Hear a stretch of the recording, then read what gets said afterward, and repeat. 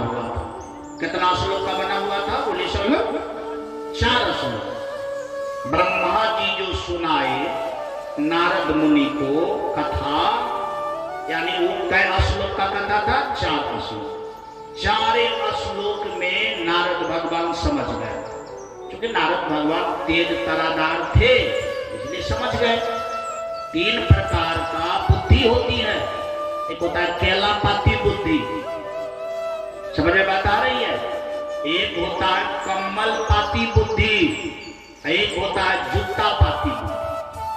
जैसे केला के पत्ता देखते हैं, जरा सा फाड़िएगा ना पूरे फट जाएगा, तो सोचेगा 4 उंगली फाड़ेंगे तो फटेगा, थोड़ा सा चीरखा बस यहां से वहां अपने चिरक जाएगा।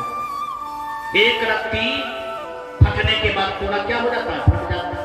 अब जैसे थोड़ा सा बोले सब कुछ समझ गया, इसका मतलब है कि उसका बुद्धि क्या है? केला पाती बुद्धि है, केला के पत्ता जैसा। कनिए का कहल के कई का बुझ गए 10 हाथ। तो वास्तव में नारद भगवान की जो बुद्धि था वो कैसा बुद्धि था? बोले सब लोग केला पाती बुद्धि। इसीलिए 4 श्लोक बोला, सब चीज बुझ गया यार पार। लेकिन अपना लोग का बुद्धि केला पाती बुद्धि है। अपना लोग को तो जितना कहा जाता है उतना नहीं बुझ पाते हैं। बेसी के लोग बात छोड़ दीजिए, उतना भी बुझना बड़ा मुश्किल है। आइए, दूसरा होता है कम्मल पाती बुद्धि। कम्मल मन हुआ कपड़ा, कम्मल मन कपड़ा। कपड़ा में जब सुइया भोंकते हैं ना, तो जितना भोंकते हैं उतना ही छेदा होता है, बेसी होता है। निकाल दो की जगह तो उतना ही छेदा रहेगा कपड़ा में। इसका मतलब हुआ जितना कहल के उतने सुन लगे, वैसे बेसी नहीं बुझ ले। ये मतलब हुआ कम्मल पाती बुद्धि। एक होता है जूता पाती। जूता कभी सिलाने के लिए आप लोग गए होंगे, जूता में टकवा भोंकता है, तागा फंसाता है, खींचता है टकवा, तो फिर छेदा क्या हो जाता है? खत्म, बंद हो जाता है कि नहीं? कपड़ों जैसा रहता है छेदा। अब जैसे मान लिया जाए इधर से कथा सुनाई और उधर से भूलते चले गए कि भले हो कहाँ थे यार। इसका मतलब है कि इधर से छेदा किए, फिर उधर से छेदा क्या हो गया? खत्म। इसका मतलब हुआ जूता पाती बुद्धि। अब तीनों में से अपना लोग विचार लीजिए कि कैसा बुद्धि का हो। कि यदि सुनता हूं भूल जाता हूं, ख्याल नहीं रहता, तो समझिए जूता पाती बुद्धि है। जितना सुने उतना ख्याल रहा, उससे ज्यादा नहीं, कम से कम उतना भी ख्याल रहा, तो समझिए कम्मल पाती बुद्धि है। अब थोड़ा सा कहे सब कुछ समझ गए, तो समझिए केला पाती बुद्धि। तो नारद भगवान की जो बुद्धि थी वो कौन सी बुद्धि थी? केला पाती। 4 श्लोक में जो कथा सुनाया, दुनिया के सब कुछ बुझ गया। नारद भी 4 श्लोक वाला कथा द्वैपायन को सुनाया। किनको सुनाया? बोले सुनो, द्वैपायन। द्वैपायन नाम का एक महात्मा था, ऋषि था, उसको सुनाया। तो द्वैपायन भी बड़ा बुद्धियार आदमी था, नारद भगवान के ही तरह। वो भी पूछ गया, लेकिन वो दिमाग लगाया कि एक के आदमी से पूछने से तो काम नहीं चलेगा। कहाँ बातें चल, एक प्रखंड में एक के आदमी पढ़ कर विद्वान बोलता, सब मूर्खे रहेगा तो दुनिया चलेगा। सब आदमी पढ़ेगा लिखेगा तब ना दुनिया चलेगा। द्वैपायन के मन में हुआ ये 4 श्लोक जो हम समझ गए, ये 4 श्लोक तो सब आदमी नहीं समझेगा। समझेगा? नहीं समझेगा। तब वो दिमाग लगाया, दिमाग लगा करके 18 लाख श्लोक बनाया। कितना श्लोक बनाया? बोले सब 18 लाख श्लोक बनाया। 18 लाख श्लोक को 12 भाग में बांटा। कितना भाग में बांटा? 12 भाग। वो 12 भाग का नाम है स्कंद। क्या नाम है? बोले सुनो। इसका मतलब है कि श्रीमद् भागवत पुराण 12 स्कंद में है। कितना स्कंद में है? 12 स्कंद में। कितना श्लोक है? 18 लाख श्लोक है। विस्तार किया, बहुत विस्तार हुआ। कहा 4 श्लोक। अच्छा हाँ 18 श्लोक, तो कई गुना हुआ, तब तो गुना बहुत गुना ज्यादा हो गया। तो जब द्वैपायन यह काम किया तो इस काम के अनुसार जैसा लोग काम करता है वैसा नाम होता है, काम के अनुसार नाम। तो द्वैपायन को लोग कहने लगा उस दिन से व्यास। क्या कहने लगा बोले सब लोग? व्यास। व्यास माने जकरा विस्तार कराया हुआ। व्यास माने क्या होता है बोले सब लोग? जिसको विस्तार करने के लिए आता है, बड़ा करने के लिए आता है, छोटा करने के लिए आता है, महीन करने के लिए आता है, मोटा करने के लिए आता है, जैसा चाहे वैसा बना दे, उसी का नाम है व्यास। उसी का नाम क्या है बोलिए सब? हाँ, इसीलिए द्वैपायन का नाम क्या हो गया? व्यास। अब एक बात जाने कि जब लोग मास्टर साहब हो जाता है ना, तो नाम रहता है अशोक कुमार, गजेंद्र कुमार, और जब वो मास्टर हो गया तो मास्टर के नाम से लोग ज्यादा जानता है। जानता है कि नहीं जानता? कहला खंखार पट्टी के मास्टर के यहाँ जीव तो क्या था मास्टर वो नाम तो नहीं जाने, तो लोगों सोचता है कि 2-4 5 तक गांव में छेपे करते हैं, एक से नाम बोलता है। और जब अशोक के पास जाता था, हाँ हाँ अशोक के पास बात समझ आ रही है। तो वास्तव में काम के अनुसार जो नाम होता है वो नाम को लोग ज्यादा जानता है। क्या जानता है? ज्यादा जानता। अशोक का नाम को लोग कम जानता है। इसीलिए वास्तव में नाम तो मूल में है द्वैपायन, लेकिन उसका नाम क्या हो गया? व्यास। इसीलिए कि उन्होंने विस्तार किया। उन्होंने क्या किया? विस्तार किया। अब साधारण व्यास भी होगा, एक व्यास हुआ अच्छा वाला व्यास जो 18 लाख में विभक्त किया। एक व्यास होता है कि उस कथा को भी विस्तार पूर्वक कहता है ताकि और साधारण से साधारण लोग क्या करें, समझ जाए। इसीलिए इसका नाम है व्यासपीठ। इसका नाम क्या है बोले सब लोग? इसका नाम व्यासपीठ क्यों हुआ? इसलिए यहाँ से बातों को विस्तार किया जाता है। यहाँ से बातों को क्या किया जाता है? हाँ, विस्तार किया जाता है। जहाँ से बात का विस्तार नहीं हो, जहाँ से ज्ञान का विस्तार नहीं हो, जहाँ से समझ का विस्तार नहीं हो, उसका नाम व्यासपीठ नहीं होता। उसका नाम व्यासपीठ नहीं होता है। इसीलिए कहा गया है कि व्यासपीठ का पूजा होता है। क्या होता है बोले सुन? पूजा होता है। क्यों? इसीलिए कि व्यास पीठ पर जो विस्तार होता है किसी और के लिए नहीं होता है, सच में वो सब श्रोता के लिए होता है, पूरे ब्रह्मांड के लिए होता है, पूरे दुनिया के लिए होता है। इसलिए व्यासपीठ पूजनीय होता है। व्यासपीठ क्या होता है बोले सब? पूजनीय होता है। तो हर आदमी को अपने दिमाग को, अपने समझ को विस्तार करने के लिए अगर चाहे तो उसको कहाँ आना चाहिए? व्यासपीठ के पास। कहाँ आना चाहिए बोले सब? व्यासपीठ के पास आना चाहिए। जिनका दिमाग 4 श्लोक में है, अभी दुनिया के लोग का दिमाग 4 श्लोक में है। कैसा कैसा श्लोक में है? खेती करबे, बाल बच्चा के देखबे, गाय माल के खिलेबे, खेबे और सुतबे। यही श्लोक है दुनिया का। समझ आ रही है? हाँ, खाएंगे, घर बनाएंगे, खेती बाड़ी करेंगे, नौकरी चाकरी करेंगे, पैसा कौड़ी कमाएंगे, बस इसी तरह से जीवन को क्या करेंगे? व्यतीत कर देंगे। लेकिन जब व्यासपीठ के पास आता है लोग, तब उसको पता चलता है खाएंगे भी, काम भी करेंगे, मवेशी को भी खिलाएंगे, नौकरी भी करेंगे, लेकिन प्लस में एक्स्ट्रा में भजन को भी कभी दुनिया में नहीं छोड़ेंगे। भजन भी क्या करेंगे? करेंगे। जैसे सब कुछ करते हैं वैसे ये भी करेंगे। ये प्लस हो जाएगा। ये प्लस तब होगा जब व्यासपीठ से ये बात सुनेंगे। व्यासपीठ से यह बात सुनेंगे। आपको पता चल गया व्यास भगवान मतलब व्यास नाम कैसे हुआ? अब व्यास जो हो जाता है उसका बहुत सुंदर ढंग से श्रीमद्भागवत पुराण में बात आया है। यम प्रव्रजंत मनोपेतम पेत कृत्यम, बहुत सुंदर ढंग से वर्णन आया है व्यास भगवान का कि सच में व्यास शुरुआत से ही वेदव्यास बहुत ही अच्छे ढंग से काम किया और उसका एक बेटा हुआ, उसका नाम हुआ सुखदेव मुनि। उसका नाम क्या हुआ? बोलिए सुनो, सुखदेव मुनि। अब सुखदेव मुनि बहुत ही तत्ववेत्ता आदमी, कहा गया कि जब जन्म लिया ना थोड़ा सा ही बड़ा हुआ, बोलने वाला, यानी उनका उपनयन संस्कार भी नहीं हुआ। उपनयन संस्कार होता है जब बच्चा पढ़ने वाला हो जाता है। क्या हो जाता है? हाँ, उपनयन करके उसको गुरुकुल में भेज दिया जाता है। उस लायक भी नहीं हुआ। एक दिन सुखदेव मुनि पिताजी माँ को कह दिया कि अब हम जा रहे हैं जंगल पूजा पाठ करने के लिए। क्या करने के लिए?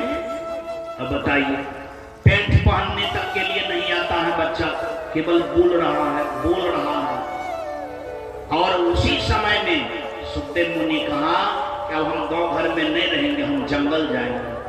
अब छोटा बच्चा 3 साल का हो, 2.5 साल का हो, और कहे कि हम जंगल जाएंगे पूजा पाठ करने के लिए, तो माता पिता को कैसा लगेगा?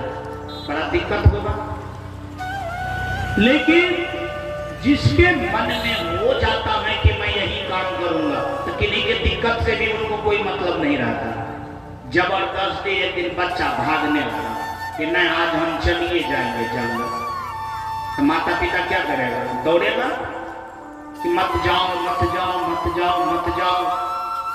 अब वेदव्यास के बेटा सुखदेव मुनि भागा जा रहा है, अब पीछा से वेदव्यास क्या हो रहा है? बोले सब लोग उसको बुलाने के लिए चिल्ला करके कि बेटा मत जाओ मत जाओ, चिल्लाते जा रहा है। वो फूल करके आगे में भागता जा रहा है।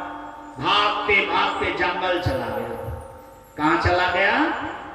जंगल चला गया और जंगल में लीन हो गया। जो ब्रह्म होता है, जो सत्य होता है, जो ज्ञान होता है, वास्तव में वह लुप्त भी हो सकता है। यानी जंगल में सब पेड़ पौधा में लीन हो गया। क्या हो गया? लीन हो गया। लीन जब हुआ तो पेड़ पौधा के तना से आवाज निकली। तना माने ठल्ली पाती जो मोटा मोटा होता है, आवाज निकली है, व्यास ये जो तू पुत्र पुत्र कहते हो, वास्तव में इसका नाम मोह है। आपका तो बेटा ज्ञान स्वरूप है, हृदय स्वरूप है, सर्वभूत में समाया हुआ है। इसीलिए पुत्र पुत्र चिल्लाओ मत। इस बात को समझ करके घर वापस हो जाओ। वास्तव में सुखदेव किसी एक का नहीं है, यह तो सर्वभूतानाम सर्वेषु सबका हो गया है।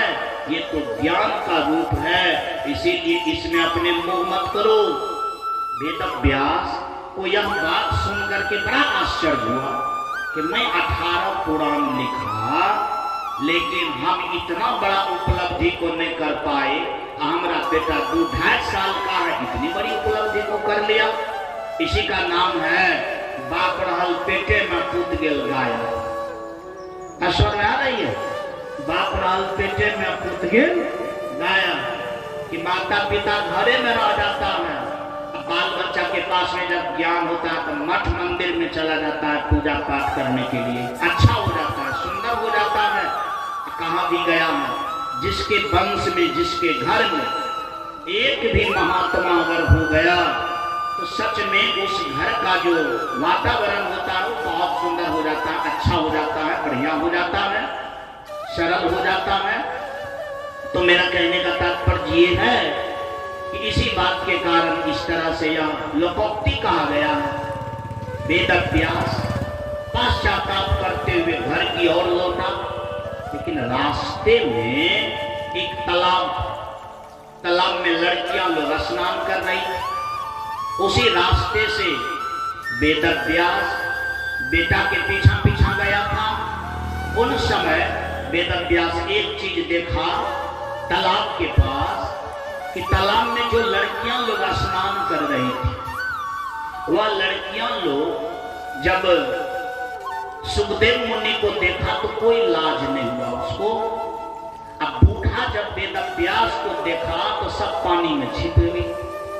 उधर से जब वेदव्यास लौटा तो लड़कियां सबसे पूछने लगा कि तुम लोग हमारे बेटा को देख करके लज्जा नहीं किया, हम तो बूढ़ा हूं, हमको देख करके तू लोग लज्जा करती है। कहा हाँ, दरअसल बात ये है कि आप हैं पिताजी, वो है आपका बेटा था, लेकिन अंतर है कि आप तो भले विद्वान हैं, शास्त्र लिखने वाले आप हैं, 18 पुराण आप लिखे हैं, लेकिन अभी भी आपके मन में स्त्री पुरुष अलग अलग है।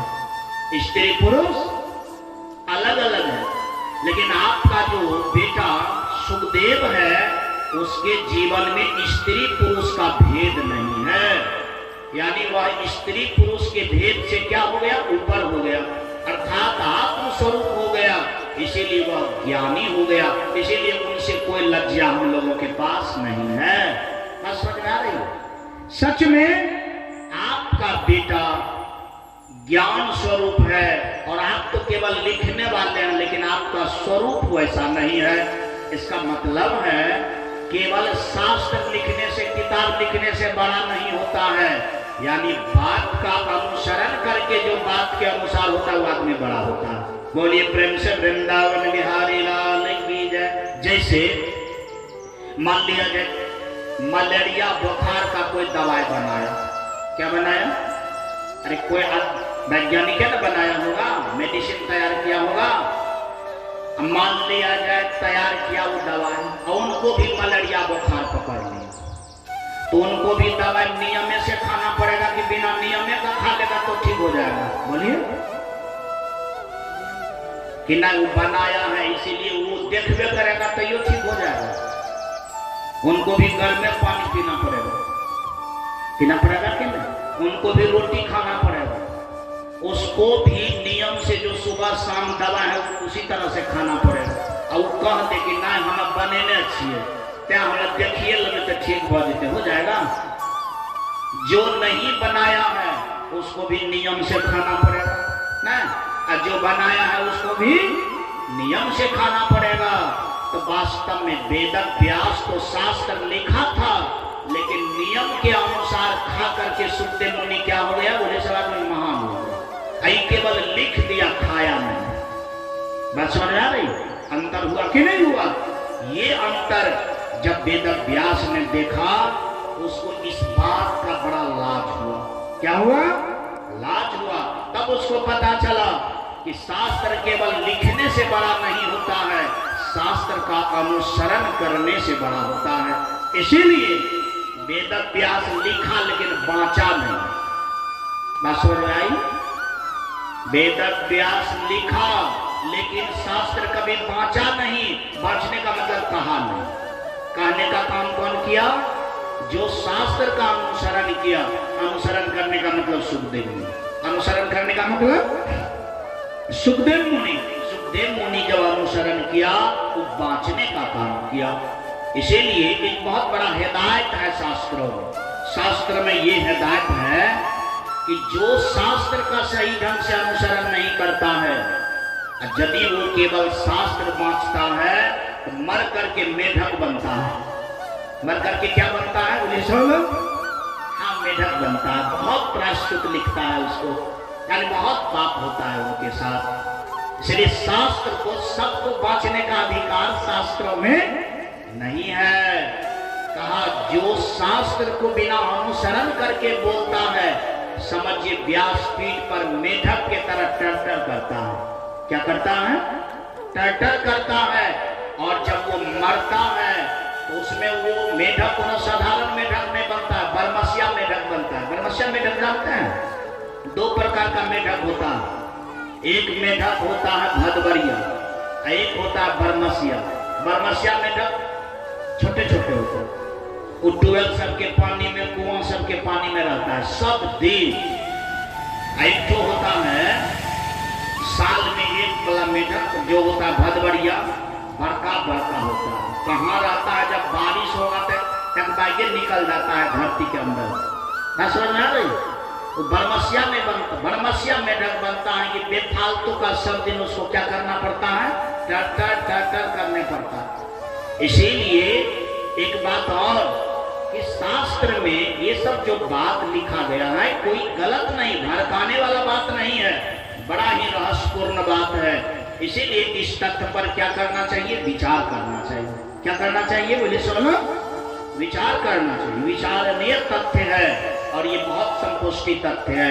आइए, इसीलिए वेद व्यास कथा वाचने का काम किया और क्या कहते हैं, सुखदेव मुनि कथा वाचने का काम किया। वेद व्यास को डर हो गया कि हम तो लिखे हैं लेकिन अनुसरण नहीं किया तो हमारा मेढक नहीं बनना है। हमको मेढक क्या करना है? बोले सुनो, नहीं बनना है। इसी बात को लेकर के एक व्यंग्यात्मक बात हो गया।